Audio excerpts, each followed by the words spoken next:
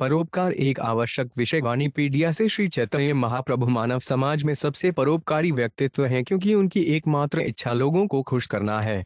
उनका संकीर्तन आंदोलन विशेष रूप से लोगों को खुश करने के उद्देश्य से है। वह स्वयं वृक्ष बनना चाहता था क्योंकि वृक्ष को सबसे परोपकारी जीव कहा जाता है। निम्नलिखित श्लोक में, जो श्रीमद् भागवतम 10.22-33 से है, कृष्ण स्वयं एक पेड़ के अस्तित्व की अत्यधिक प्रशंसा करते हैं। श्रील प्रभुपाद की पुस्तकें, व्याख्यान, वार्तालाप और पत्र इस आवश्यक विषय की व्यापक प्रस्तुति प्रदान करते हैं, जैसा कि वाणी कोट्स बेनेवोलेंट श्रेणी में देखा जाता है। उनकी शिक्षाओं का एक परिचय निम्नलिखित 8 उदाहरणों में दिया गया है। श्रील प्रभुपाद की शिक्षाओं से उदाहरण, एक योगी को इसी प्रकार भगवान श्री हरि की सबसे दयालु मुस्कान का ध्यान करना चाहिए। एक ऐसी मुस्कान जो उन सभी के लिए जो उन्हें प्रणाम करते हैं तीव्र दुख के कारण उत्पन्न आंसुओं के सागर को सुखा देती है। योगी को भगवान की धनुषाकार बाहों पर भी ध्यान करना चाहिए, जो संतों की भलाई के लिए काम देवता को आकर्षित करने के लिए उनकी आंतरिक शक्ति से प्रकट होती हैं। श्रीमद् भागवत 3.28-32। इसके अलावा वे हमेशा सच्चा था, वे वैदिक मंत्रों का जाप करना जानता था और वे बहुत पवित्र भी था।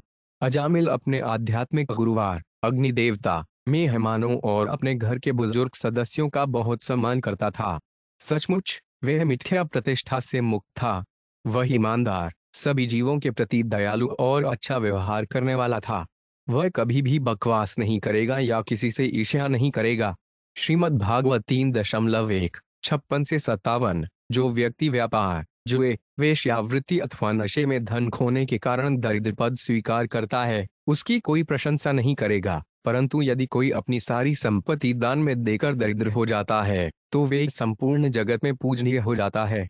इसके अलावा यदि कोई परोपकारी और दयालु व्यक्ति अपनी संपत्ति अच्छे कार्यों के लिए दान में देकर गरीबी से त्रस्त होने में अपना गौरव प्रदर्शित करता है, तो उसकी गरीबी एक महान व्यक्तित्व का स्वागत योग्य और शुभ संकेत है। श्रीमद् भागवत 8.20-10। यदि कोई आदमी बीमार है तो आप उसके पास अच्छा चिकित्सक, अच्छी दवा लाने का प्रयास कर सकते हैं, लेकिन इससे यह गारंटी नहीं है कि वह ठीक हो जाएगा। वह कृष्ण पर निर्भर है, इसलिए कृष्ण परम है। मेरे कहने का मतलब है लाभार्थी या परोपकारी।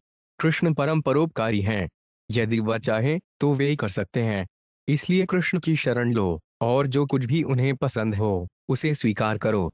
यह पूर्ण समर्पण है। श्रीमद् भागवतम व्याख्यान 13 अगस्त 1975, लंदन। यदि कोई अन्य प्राणियों के दुख को देखकर दुखी होता है और उनके सुख को देखकर प्रसन्न होता है, तो उसके धार्मिक सिद्धांतों को पवित्र और परोपकारी माने जाने वाले श्रेष्ठ व्यक्तियों द्वारा अविनाशी माना जाता है। श्रीमद् भागवत 6.10-9। यह भगवान चैतन्य महाप्रभु की इच्छा है कि नवद्वीप में 500 साल पहले शुरू किए गए संकीर्तन आंदोलन की परोपकारी गतिविधियों को सभी मनुष्यों के लाभ के लिए पूरी दुनिया में फैलाया जाए।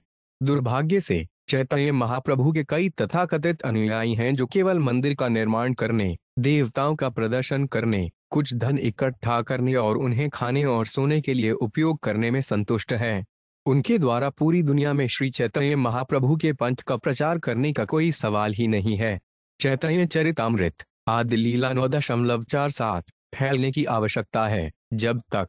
यदि आप बचाना चाहते हैं, यदि आप वास्तव में अपने देशवासियों के लिए, अपने समाज के लिए, मानव समाज के लिए परोपकारी हैं, तो आपको इस कृष्ण चेतना आंदोलन का प्रचार करना चाहिए। अन्यथा वे दूर जा रहे हैं, वे माया के प्रभाव से दूर जा रहे हैं। अर्थात इसलिए सबसे कल्याणकारी गतिविधियां, सबसे मूल्यवान कल्याणकारी गतिविधि इस कृष्ण भावनामृत आंदोलन को पूरे विश्व में फैलाना है। श्रीमद् भागवतम व्याख्यान 20 सितंबर 1972, लॉस एंजिल्स। श्रील सुखदेव गोस्वामी ने आगे कहा, भगवान शिव सदैव सभी जीवों के प्रति दयालु हैं। जब उन्होंने देखा कि जीव हर जगह फैल रहे जहर से बहुत परेशान हैं, तो उन्हें बहुत दया आई। इस प्रकार उन्होंने अपनी शाश्वत पत्नी सती से इस प्रकार बात की। श्रीमद् भागवत 8.7-36।